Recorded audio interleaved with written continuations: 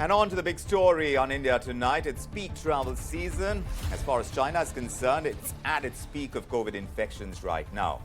And given the scale of the spread that we're seeing in China, several countries around the world, including India, are imposing travel restrictions for passengers arriving from the communist country of China and some of its neighbors too. So 2023 was widely expected to be that year where travel demand would pick up, the industry would recover from all the losses that it faced during the pandemic. But really, the world has other plans, with several countries now imposing these restrictions. The data is something that's coming up on your screens. The big question in light of the restrictions that are coming in several countries is whether we need to address all of the travel plans that we have. The industry, of course, likely to take a beating because of these restrictions. How much are they going to get impacted? To discuss all of this, we have Rachana Gandhi, consultant at CAPA India, joining us. And perhaps in a moment, we'll have Prashant Pritti from EaseMyTrip joining us as well. But Rachana, great to have you for the moment.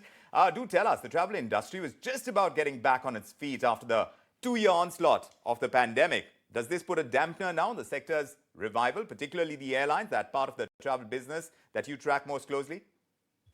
Okay, so with the current COVID cases rising in China, we see that the demand is expected to have limited impact on the domestic travel. However, with the international will depend on severity of COVID and resultant regulations and protocol. So that's to come. But as of now, you're looking at these restrictions being imposed by India and a few other countries right now. So with those kind of restrictions that are being put in place, how much of an impact are you seeing, particularly on the airlines and the travel industry as a whole? So at the moment, CAPA India is welcoming government's very proactive approach to COVID-19, which is more institutionalized this time. However, maintaining air services under one uniform national protocol is very critical because that is going to impact the demand on a larger scale. If states are responding to COVID independently, that might hurt the demand for the airline industry today. So currently, mandatory RT-PCR for sure is necessary. But in addition to this, strict reinforcements of other COVID guidelines is something that is required. So airlines need to closely work around these, and also public needs to ensure that they follow these protocols. So Rachana, for travelers who are coming into India from Japan and China and South Korea, as well as Thailand, according to the rules kicking in, and those rules kick in from the 1st of January 2023, they'll have to mandatorily undergo RT-PCR tests, and they'll have to upload them on the Air Suvidha portal. Also, there is the mandatory thermal screening of all passengers. So how effectively do you think this method of screening incoming passengers has worked in the past in controlling imported COVID cases, so to speak? Yeah, if I talk about it being effective, its effectivity on a larger scale, it has been effective to an extent. However, it's close watch. I mean, each and every passenger being screened at the airport and also having their reports uploaded right, and its thorough investigation is quite important. Because in past we'd seen certain reports were not right, and that's where a lot of passengers who were infected were traveling on board. So a strict moderation of this can help or prevent the spread of COVID here. And also, as we see that experts have mentioned that India has a hybrid immunity and the fourth wave may not be severe, but it is the responsibility of the public also to maintain the discipline, as we cannot afford any more economic disruption in the country. That's a given. So the precautions need to be taken. But if a passenger who's traveling outside India and to any of these countries does test positive, then what exactly happens? What has happened in the past? Does the visa get extended? Because at that point in time, perhaps you don't want to return to your country of origin. It quite depends upon the regulations and protocols designed by each country and the country that they have moved to. So in past, there have been times when the passenger has extended the stay and has been isolated in the country that the passenger has moved to, or otherwise they are not taken on board or they are denied permission to get on board if the test is positive. Also, tell me, as far as the disruptions go, when it comes to Yeah. these travel plans, this has happened in the past when we saw the surge in COVID cases in the past few waves that we've been talking about. But now, with the Yeah. latest, keeping what we saw in the past, these Yeah. disruptions, they take on a shape of their own. This time, because you're Right. saying the effectiveness as far as the current strain that we are talking about may not be as severe. In Yeah. that light, do you see a lot of people changing their plans, at least from the countries where these restrictions are being imposed? Do you see that happening as a trend? Shortly, we envision or we suspect that uh, passengers who might want to travel would have a change in plan, looking at the severity of cases in these countries. And also, there are major precautions being taken by the country for incoming passengers. So, surely there will be certain disruptions in the travel plan, but we're not looking at it on a larger scale as it was in the previous train. I think a lot of them are ready to an extent in this form.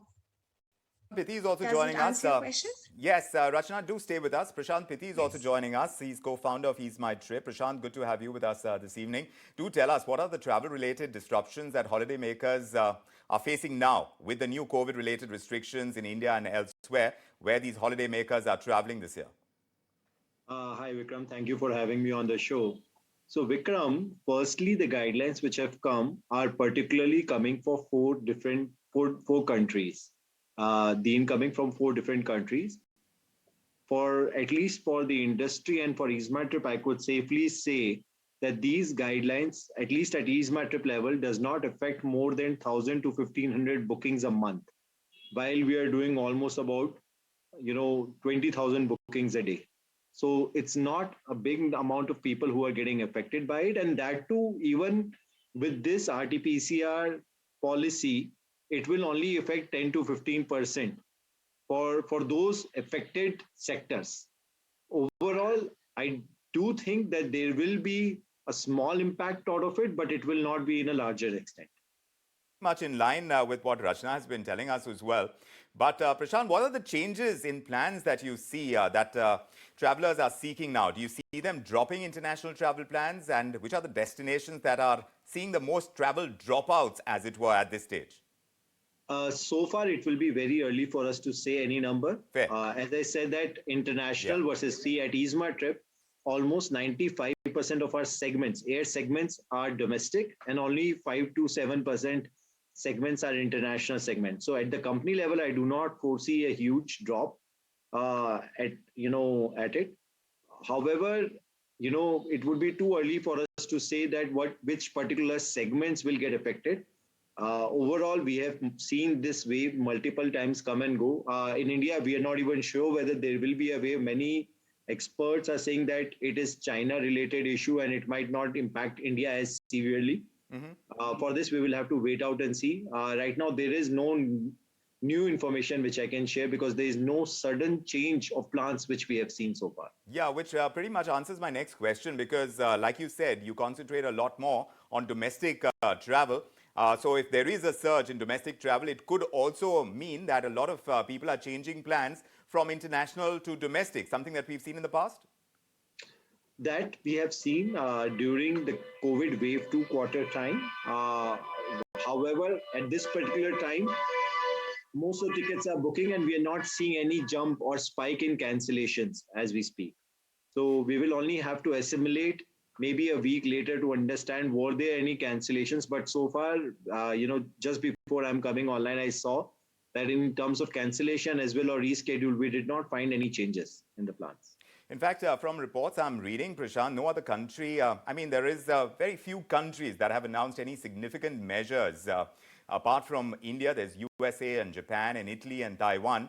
Singapore has stepped up protection for staff who are interacting with arrivals. Also, Thailand's health officials have confirmed that New Year celebrations are going to be carried out as planned and that the situation is under control. That's what they've said. So in that context, how do you look at the cautious approach that India is taking compared to the stance of several other countries around the world where not too much restriction is being imposed just yet? See, I believe that India is trying to be a little bit more on the defensive side compared to the rest of the world. but I guess that there is no harm in it with advisory of people masking up, and also related to get the RT-PCR test done before flying in from certain countries.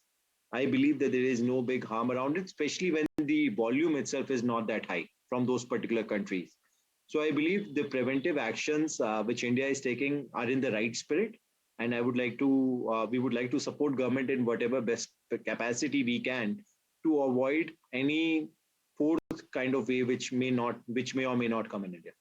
Well, many would say that it's better to err on the side of caution, and perhaps that's what India is doing right now, learning from the past waves, and the kind of restrictions that are being imposed perhaps is going to help us do just that. Rachana and Prashant, thanks very much for joining us with your perspective on the COVID restrictions being imposed in India and a few other countries as well.